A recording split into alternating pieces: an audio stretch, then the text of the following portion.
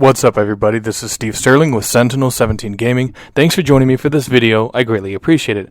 Now if you haven't subscribed to my channel, please take the opportunity to do so. If you enjoy this video, hit the like button, and if you have something to say, please leave it in the comment section below. Now for those of you that may not know, I did make a Grand Theft Auto video a few days ago, and I predicted that it wouldn't be a full remake, it would be a remaster. Now obviously with the news that came out today, I was wrong about this, so apologies. However, at the time, there was no way that I could have known that it wasn't going to be a remake. There have been numerous articles posted today about how it is going to be a remake using Unreal 4, and information had come out after I posted the video about the Unreal 4 engine and different things, and everything kind of culminated today. Now, it hasn't been officially announced, but of course, the information that's leaked said that it's going to have high-resolution textures, increased draw distances, Grand Theft Auto 5 style targeting and controls, which of course is for both weapons and for vehicles. Now, for those of you that may not have grown up with the original trilogy, the controls, the driving, the shooting, it's dated to say the least. It's also worth noting that for them to make this level of dedication to really making the definitive edition up to the level of current generation games, it means that they definitely want to make sure that they do this right, and they do right by the fans. Now, for those of you that may not have played the original Grand Theft Auto games back when they originally came out, or you've heard of them, or you might have played them a little here or a little there, at the time the driving and the shooting wasn't really that bad, because it's all that we knew, but as time of course went on, things changed and they kind of refined the formula.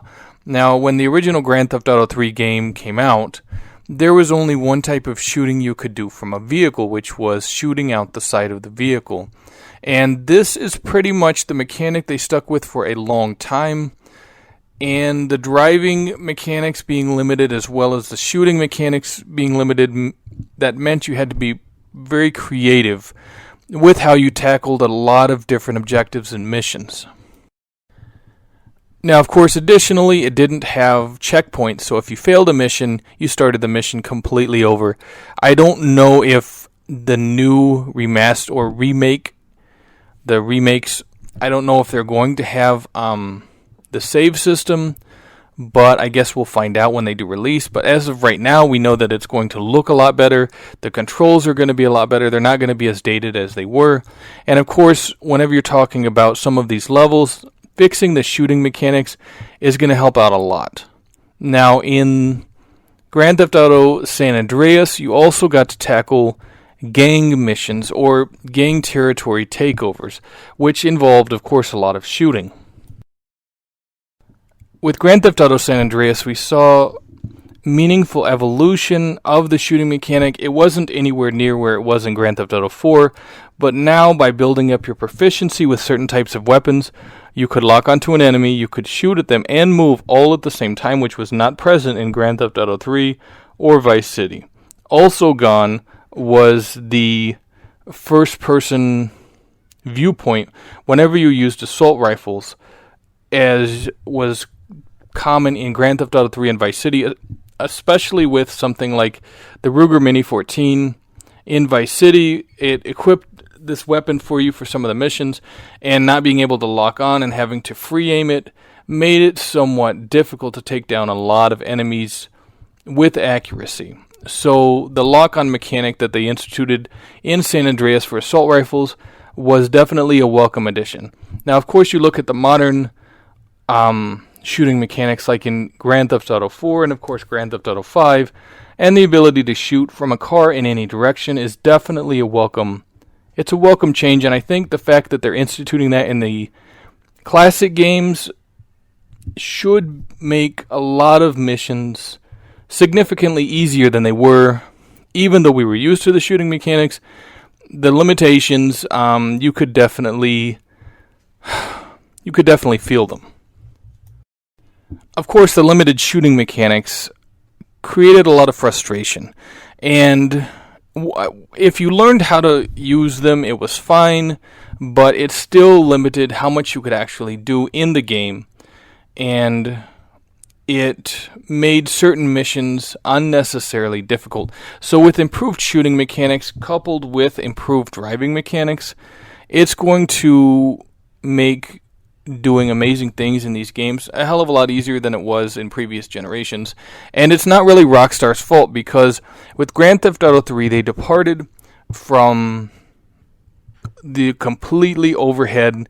They were doing a 3D open world action game, and so they kind of had to figure out things as they went. You see a lot of improvements, of course, from Grand Theft Auto 3 to Vice City, such as in Vice City you can finally dive out of cars, but surprisingly, even though Tommy Vercetti is in an island that's surrounded by water, he can't swim. They didn't institute swimming ability until Grand Theft Auto San Andreas. So there are a lot of different things that you see over time. The series has evolved, but to hear that this definitive edition is going to be almost a complete remake of the original games, it's phenomenal for fans of the franchise, because it means a lot of the dated mechanics, like shooting and driving, they're going to go away, which is outstanding. As far as the graphics and the lighting and the different visual enhancements that these three remakes are going to get, it shows that Rockstar actually cares about their fans, because to be honest, they could have done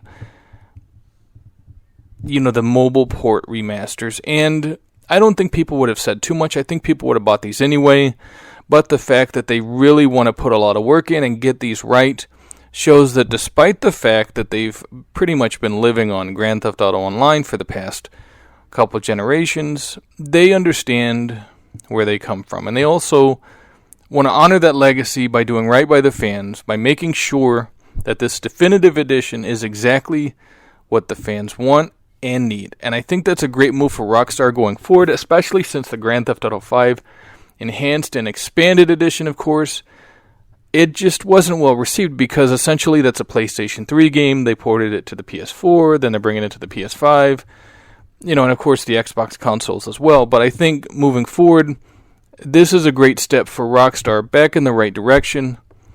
Anyway, that's it for this video. Thanks for watching it. I greatly appreciate it. Feel free to subscribe to my channel. I'm also on Twitter. Check me out at Sentinel17.